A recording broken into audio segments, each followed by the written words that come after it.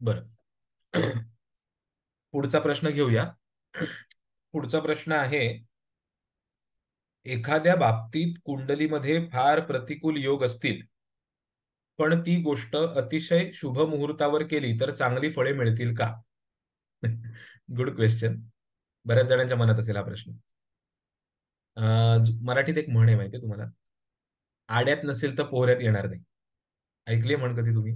Okay. आड्यात नसेल तर पोहऱ्यात येणार नाही याचा अर्थ काय?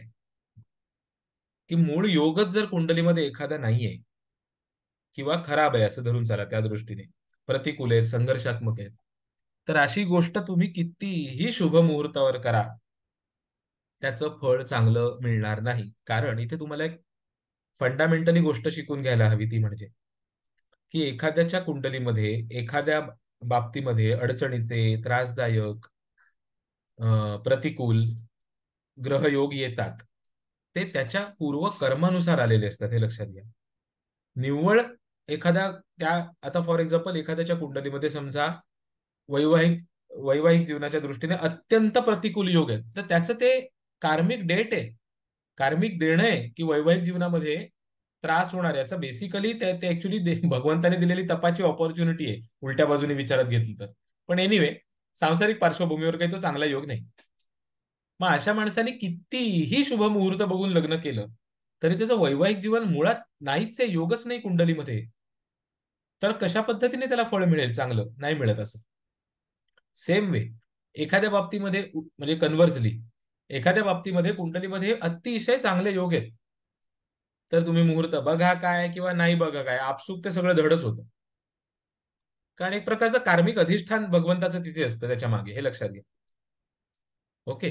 सो त्यामुळे कसं आहे की मुहूर्त हा फार म्हणजे येस, मुहूर्त शास्त्र, मुहूर्ताचं गणित, ह्याचा वापर काही काही वेळेला खूपच योग्य प्रकारे करता येतो हा.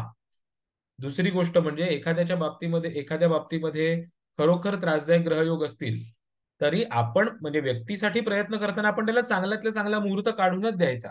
पण फॉल्स अश्युरन्स नाही द्यायचं समोरच्याला, की आता चांगला मुहूर्त काढून दिलाय म्हणजे आलबेल होईल, नाही. मग मग काय होतं, समोरचा माणूस भ्रामक अपेक्षा ठेवतो आणि मग त्याच्या मागे गडबड होते, हे लक्षात घ्या. त्यामुळे आड्यात नाही तर पोहऱ्यात येणार नाही, हे कायम लक्षात ठेवायचं. शिवाय काय काय बाबतीमध्ये आपल्याकडे मुहूर्ताचा अतिरेक केला जातो. ओके. एवढं करू नये. छोट्या छोट्या छोट्या ज्याला म्हणजे अगदीच म्हणजे ज्याला काही खरंच काही फारसा सिग्निफिकन्स नाही, अशा गोष्टींसाठी सुद्धा कित्येक वेळेला मुहूर्त पाहिले जातात. त्या गोष्टी करू नयेत. यांचाच अजून एक प्रश्न असा आहे, की मुहूर्ताची वेळ म्हणजे नक्की काय? आपण ठरवून काढलेली वेळ की काय? म्हणजे उदाहरणार्थ, यांनी एक प्रवासाचं हे दिलंय, की प्रवासाचं सगळं कन्फर्मेशन सगळ्यांचं मिळून ठरलं. पण प्रत्यक्ष तिकीट बुकिंग ज्या वेळेला करणार ती वेळ मुहूर्ताची धरायची का, जे ठरलं ती वेळ धरायची? ते एक लक्षात घ्या कायम. ज्या वेळेला तुमच्या मनामध्ये एखाद्या गोष्टीबद्दल रिझॉल्युशन तयार होतं, तो खरा मुहूर्त असतो, हे लक्षात घ्या. रिझॉल्युशन याचं काय? कन्फर्मेशन, की येस, हे मला करायचं. मग पुढे तुम्ही आर्टिफिशियली ऑल्टर करून त्याच्या वेळा तुम्ही बदलू शकता. म्हणजे उदाहरणार्थ, तुम्हाला आता प्रवासाचं उदाहरण दिलंय म्हणून त्याबद्दल सांगतो, की तुमच्या मनात कन्फर्म झालं, की बाबा येस, ह्या प्रवासाला मी निघणार, ह्या कारणासाठी ह्या प्रवासाला मी निघणार, ती वेळच तो मुहूर्त आहे, हे लक्षात ठेवा. मग तुम्ही प्रत्यक्ष बुकिंग कधी करताय वगैरे वगैरे वगैरे वगैरे, ह्याला फारसा पुढे अर्थ उरत नाही. येते लक्षात? सो त्यामुळे कसं आहे, की हे नंतर रोहित डोबाळ्याने एक प्रश्न विचारला, की पितृपक्षामध्ये शुभ गोष्टी करत नाहीत, त्याच्या मागे काय आधार आहेत? एक तुम्हाला एक गोष्ट महत्वाची सांगतो. ओके. अर्थात या विषयावर मी फार जास्ती बोलणार नाही, कारण ज्योतिषशास्त्राशी संबंधित नाहीये विषय एवढा. पण एक लक्षात घ्या, की पितरांचं कर्म हे खरं तर कायमस्वरूपीची ड्युटी आहे. ड्युटी अँड ऑब्लिगेशन दोन्ही म्हटलं तरी चालेल, पण मेजरली ड्युटी. पंचयज्ञांपैकी पितृयज्ञ हा एक यज्ञ सांगितलेला आहे, तो त्या कारणासाठी. ओके. सो त्या तिथीला वर्षभरामध्ये त्या व्यक्तीसाठी, निवर्तलेल्या व्यक्तीसाठी श्राद्ध करणं, श्राद्ध कर्म करणं, हे ही ड्युटी आहे, हे लक्षात घ्या. पण ते नाही जमलं तर 15 दिवस अलॉट केलेले आहेत, की बाबा हा, ह्या 15 दिवसामध्ये तुम्ही हे कार्य करा, हे अलॉट केलेले आहेत. तर ह्या काळामध्ये शुभकर्म करू नयेत, ह्या हे सरधोपटपणे नाहीये. काही काही वेळेला एक्सेप्शन्सही शास्त्रामध्ये दिलेली आहेत, हे लक्षात घ्या. सो त्यामुळे अजिबातच शुभ कर्म करूच नाहीयेत ह्या एखाद्याचं धरून चाला. एक्झामसाठी फॉर्म भरायचा आहे, शेवटचे 2 दिवस पितृपक्ष संपल्यानंतर लागतायत, पण माहिती नाही तेव्हा फॉर्म भरला तर आपला नंबर बराच पुढे जाईल का काय वगैरे, तरी सुद्धा कित्येक लोक रिस्क घेणार आहेत. अशा गोष्टी, सगळ्याच गोष्टींसाठी सरसकटपणे पितृपक्ष हा अनिष्ट सांगितलेला नाही. शास्त्रीय त्याला काही काही चौकटीत नियम आहेत बांधलेले, त्याचा विचार करून ठरवावं लागतं, हे लक्षात घ्या. ओके, असो. नंतर एकाचा प्रश्न आहे की केस नक्की कोणाच्या अंमलाखाली येतात, शनी की शुक्र? आपला खंड एक तुम्ही नीट वाचा, त्याच्यात स्पेसिफिकली हे उत्तर दिलेलं आहे की लक्षात घ्या, केस हा शरीराचा एक पृथ्वी तत्वाचा घटक म्हणून तो पृथ्वी तत्वाच्या अंमलाखाली येतो आणि ते टिकणारा असतो, दीर्घकाळ टिकतात, लवकर डिटेरिओरेट होत नाहीत. एक त्याज्य घटकापासून नख काय केस काय बनले जातात. त्यामुळे ऍज ए मटेरियल ते शनीच्या अंमलाखाली येतात. पण जेव्हा ह्या केसांचा वापर संभारासाठी केला जातो, ज्याला आपण म्हणतो अरे वा त्या स्त्रीचा केश संभार किती चांगला आहे, त्या पुरुषाची हेअरस्टाईल किती चांगली आहे, तेव्हा तो सौंदर्यामध्ये वृद्धी करणारा घटक म्हणून जेव्हा केसांचा वापर व्यक्ती करते तेव्हा तिथे शुक्र येतो. सो केसांचं सौंदर्य हे शुक्राच्या अंमलाखाली आहे, पण केसांचं टेक्स्चर किंवा ऍज ए मटेरियल म्हणून विचारात घेतलेत तुम्ही केस, तर ते पृथ्वी तत्व आणि शनी यांच्या अंमलाखाली येतात. ओके, पुढचा प्रश्न आहे, शेतकऱ्यासाठी किंवा शेतकीसाठी कुठले ग्रहयोग लागतात? Good question. शेतीचा प्रधान ग्रह आहे बुध, कारण तो पार्थिव ग्रह आहे पृथ्वी तत्वाचा. ओके, त्यामुळे आपसुक आधी तत्वांचा विचार करू आपण.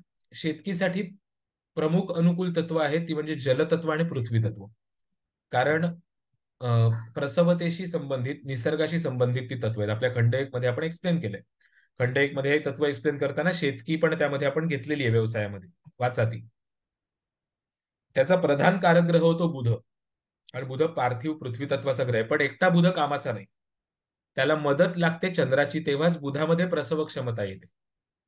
काही अंशी शुक्र पण मुख्यतः चंद्रच, कारण चंद्र हा निसर्गाचा वनस्पतींचा कारक ग्रह आहे, हे लक्षात घ्या. ओके, बुधाला मंगळाची जोड असेल तरी शेतकीमध्ये यश मिळतं, कारण मध आफ्टर ऑल भौम आहे, पण अगेन चंद्राशिवाय काही चंद्र किंवा जलतत्वाशिवाय पान नाही हलत.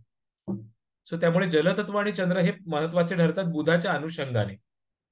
मग एखाद्याच्या पृथ्वी राशीमध्ये दशम स्थानामध्ये बुधचंद्राची युती आहे आणि तो विचारतो शेती करू का, येस चांगला घटक आहे त्याच्या दृष्टीने. आणि शेतीसाठी अजून एक घटक लागतो महत्वाचा, त्याचं कॉपरेशन बुधचंद्राला लागतं त्या ग्रहाचं, तो म्हणजे शनी. कारण शेती हा घटक असा आहे ना की आज केलं उद्या मिळालं फळ असं नाहीये, त्यासाठी काळ जावा लागतो, त्या काळाचा कारक शनी आहे.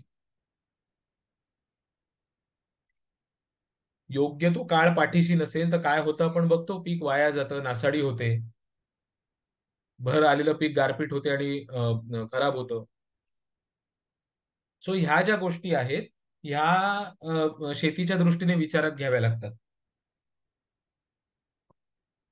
त्यांचाच प्रश्न आहे की पशुपालन किंवा म्हणजे मेंढी पालन, शेळी पालन यांच्यासाठी कुठले ग्रहयोग महत्वाचे असतात? अगेन सिमिलर क्वेश्चन की लाईव्ह स्टॉक आहे ना, तो पशुपालन, मेंढी पालन, शेळी पालन याचा अर्थ लाईव्ह स्टॉक आहे. हा जो लाईव्ह स्टॉक आहे हा प्राधान्यानं चंद्र आणि त्या खालोखाल बुध दर्शवतो. ओके, ज्यांना तुम्ही पाळीव प्राणी म्हणता. ओके, पाळीव प्राणी म्हणजे कुठले, जे अंजारणारे गोंजारणारे, घरातली पाळलेली मांजर, घरातला पाळलेला कुत्रा ते नव्हे, हे मेंढी पालन पशु वगैरे ह्या अर्थाने जे आपण करतो ते. अगेन पृथ्वी तत्व फार महत्वाचं असतं आणि षष्ठ स्थानाची जोड फार महत्वाची असते. आता एक माझ्या डोळ्यासमोर एक उदाहरण आहे म्हणून तुम्हाला सांगतो. सिंह लग्नाची एक व्यक्ती आहे, त्यांनी पशुपालनामध्ये मेंढी पाळण्याचा त्यांचा व्यवसाय आहे आणि त्याच्यामध्ये बराच पैसा कमवलाय. वय फार लहान आहे, शिक्षण फक्त 4थी, पण बराच पैसा कमवलाय. सिंह लग्नाची पत्रिका आहे, धनस्थानामध्ये चंद्र कन्या या पृथ्वी राशीचा आणि बुधही उच्च राशीचा तिकडे. सो धन स्थानाशी होणारे हे ग्रहयोग धनार्जनाचं माध्यम दर्शवत आहेत की निसर्ग किंवा पशु यांच्याशी संबंधित गोष्टींमधनं उत्पन्न येईल हे कन्येचे बुधचंद्र दर्शवत आहेत. पण षष्ठ स्थानाची पण मदत पाहिजे. तर ह्या व्यक्तीचा षष्ठेश शनी सप्तम स्थानामध्ये म्हणजे कुंभ राशीमध्ये शशयोगामध्ये आहे बलवान. म्हणजे भावेश या नात्याने षष्ठेश अत्यंत बलवान झालाय केंद्रस्थानी, आणि आर्थिक उत्पन्नाच्या धनस्थानामध्ये बुधचंद्र युती, आणि यांनी शेळी पालनातनं बराच पैसा कमवलेला आहे. ओके, सो तुमच्या प्रश्नाचं उत्तर ते. नंतर रानडे मॅडमचा हा प्रश्न आहे की आपण मागच्या लेक्चरमध्ये पंचमहापुरुष योगांच्या पत्रिका पाहिल्या, तर हे लोक लग्न कुंडलीनुसारच पाहावे की नवमांश कुंडलीत जर असे योग होत असतील तर असे परिणामही मिळतात. तर तुम्हाला मी आधीच सांगितलं की मी वारंवार पुन्हा पुन्हा सांगतो की नवमांश ही कुंडली स्वरूपात पाहायची नाही. ओके, त्यामुळे नवमांश कुंडलीमध्ये केंद्रस्थानात एखादा ग्रह आला, अष्टम स्थानात एखादा ग्रह आला, याला तेवढा रिलेव्हन्स नाहीये. एखाद्याच्या लग्न कुंडलीमध्ये पंचमहापुरुष योग नाही, पण नवमांश कुंडलीमध्ये पंचमहापुरुष योग आहे. समजा धरून चाला दशमामध्ये कुंभेचा शनी आहे, म्हणून लगेच पंचमहापुरुष योगाची त्याला फळं मिळतील असं होणार नाही. नवमांश कुंडलीमध्ये त्यातल्या त्यात लग्न स्थानात नवमांश कुंडलीच्या जर एखादा ग्रह स्वनवमांशी आला तर त्याला विशेष महत्व येतं व्यक्तिमत्व आणि एकंदरीत आयुष्यात उन्नतीच्या दृष्टीने. पण त्या व्यतिरिक्त इतर केंद्रस्थानांमध्ये जेव्हा हे ग्रह येतात त्यावेळेला त्यांना तेवढं महत्व उरत नाही. ओके, सो नवमांश कुंडलीमधल्या केंद्रस्थानांनुसार आणि इव्हन शास्त्रालाही ते अभिप्रेत नाही. पंचमहापुरुष योग हा असा योग आहे, आपल्या खंड 4 येईल ना ज्योतिषशास्त्राचा, आता फलज्योतिषाचा संपूर्ण अभ्यासक्रमचा, त्यात खंड 4 किंवा 5 मध्ये पंचमहापुरुष योगांवर डिटेल्ड एक्सप्लेनेशन असणार आहे, अतिशय उद्बोधक एक्सप्लेनेशन येणार आहे त्याच्यात. सो त्यात स्पेसिफिकली शास्त्राचा नियम काय आहे, शास्त्राला अभिप्रेत काय आहे, मग हे लग्न कुंडलीकडनं बघावेत का चंद्रकुंडलीकडनं बघावेत, त्याचं ऍप्लिकेशन कसं करावं, अनुभव कसा आहे, ते सगळं डिटेल्ड एक्सप्लेनेशन इव्हन क्लासमध्ये मागच्या वेळेला पण तुम्हाला मी शिकवलं होतं. ओके, त्यामध्ये बघा आपण नवमांशाचा उल्लेख नाही केला, आपण लग्न कुंडलीचाच प्राधान्याने उल्लेख केला, त्याला जोडून चंद्र कुंडलीचे काही काही वेळेला आपण जोड घेतली.